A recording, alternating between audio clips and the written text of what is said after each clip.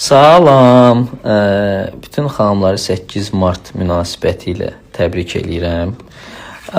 Və bir sual vermək istəyirəm. Heç bilirsiniz 8 Mart necə yaranıb? Nədən 8 Mart?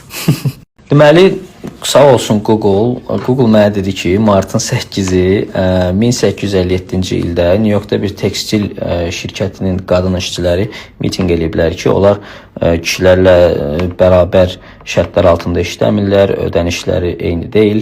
Ona görə belə bir strayk eləyiblər və nəticə etibarilə bundan yaranan bir çox başqa hadisələr də gətirib ora çıxarıb ki, qadınları equally treat eləsinlər və beynəlxalq olaraq 8 Mart Qadınlar Günü kimi tarixə keçib.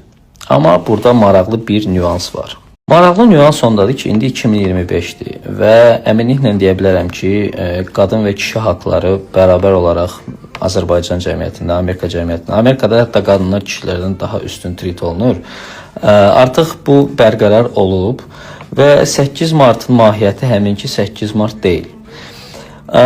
Bunu bir çox gördüyüm videolardan əsaslanaraq çəkirəm. Trenddə olanda, yəni qadınlar deyir ki, 7 Mart kişilər dalaşır, fırladır falan filan. Bilirsiniz videolardan söhbət gedir. Amma nəticə etibarilə heç 8 Mart gündə niyə bu qədər təmtəraqlı qadınlara hədiyyə alınmalıdır da? Yəni niyə bu qədər kişilərə quruz verirsiniz? Yəni kimin ürəyindən keçirsə hədiyyə alsın. Bu bir gül ola bilər, duxu ola bilər, kimin pul çatır, bahalı hədiyyə ala bilər. Amma mən 8 Martda hədiyyə almamaq üçün bu qədər şoya ehtiyac yoxdur da valla.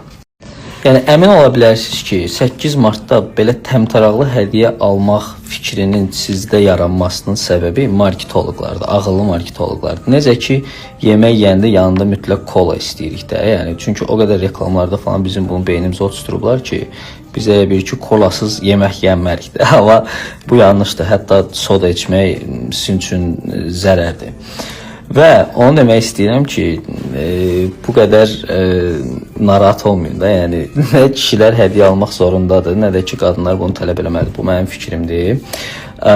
Çünki dediyim kimi biz cəmiyyət olaraq qadınlara çox hörmət edirik ki, bu gözəl bir şeydir, belə davam eləməlidir. Amma qadınlar gününü əslində hər gün qadınlar günü olsun da, belə niyə ucuzlaşdırıb həmin gün belə marketinq tələsinə düşüb bir-birimizə stres veririk.